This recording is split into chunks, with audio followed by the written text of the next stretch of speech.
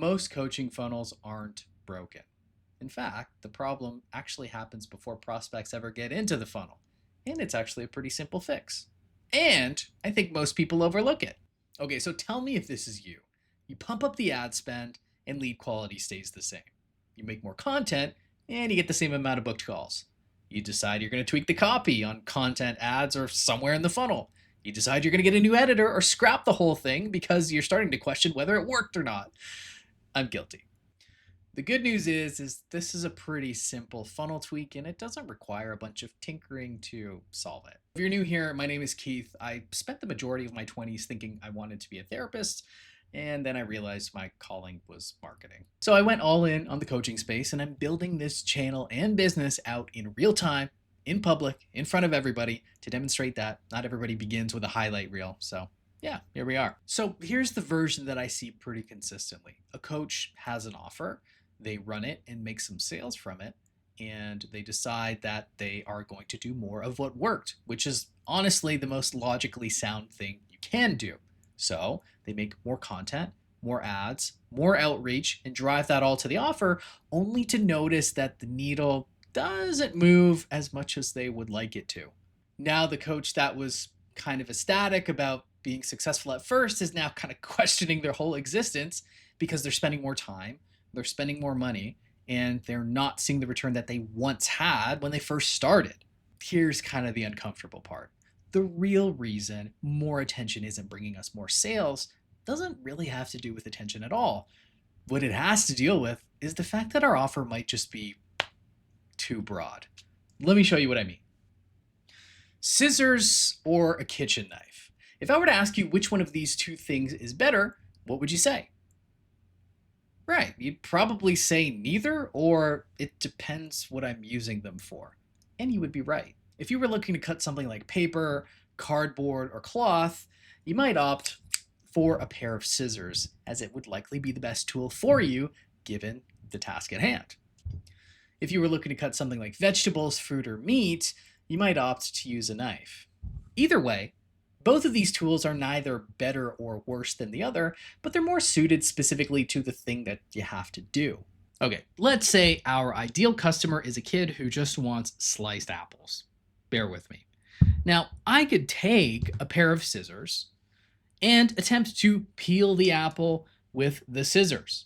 Now, it might be fairly clunky.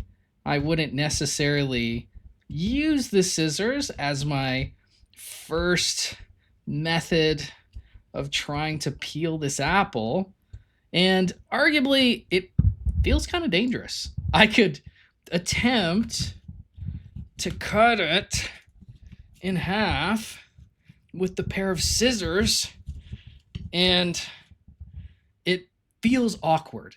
It's not even particularly something I would advise most normal people to attempt.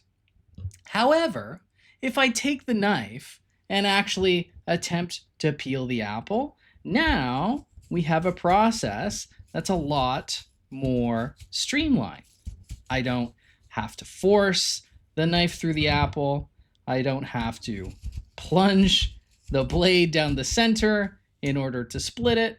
And since our target demographic wants sliced apples, we would naturally want to use the tool that would allow that to be faster, more efficient, and get them exactly what they want, instead of hacking and slashing away. The knife isn't better than the scissors in any specific way. It's just designed for one specific job, and that's why it's allowed to do it effortlessly. Now, swap the kid out from our example and use your avatar instead. Whether it's an agency owner or a high-ticket coach or even a beginner, the same rule applies. One tool, one job, and one outcome. Are we speaking to their most prominent pain point? Are we serving one avatar? There's this common misconception that if you niche down and get narrow, then you're leaving money on the table. And I want to tell you that it's completely wrong. Unless you're selling something that nobody does or cares about, like crocheting in the bathtub, then you're doing yourself and your team a disservice. You see, when your offer gets sharp and gets specific, three things happen. Number one, your messaging gets accurate. It cuts through the noise, and the actual people that you are trying to serve hear the call and say, whoa, he's talking to me. Number two is your ads, content, and sales process get a lot more efficient simply because our messaging is a lot more dialed in because our avatar is a lot more specific. And number three is you could charge way more money because you are not just another option for the avatar you're trying to serve. You are the solution. When you talk, they listen and they want more. You see, we didn't really fix the funnel. We fixed the tool that passes through the funnel and obviously equates to the bottom line. Most people spend years polishing and tweaking the funnel when in reality, the problem is upstream. And once we start serving one ICP with a super sharp offer, we start using a knife instead of scissors. So here's the big shift and takeaway for today. Stop asking, how do I get more attention? And start asking, how do I get the right attention? We can take a megaphone all day and start yelling into it louder and louder, and it doesn't necessarily mean more people are going to listen to us. Arguably, people would start to get really pissed off. But if we say the right thing at the right time to exactly the right people, you will have more heads turning and more heads saying yes to what it is you actually have to offer. Here's some math that might bother you a little bit.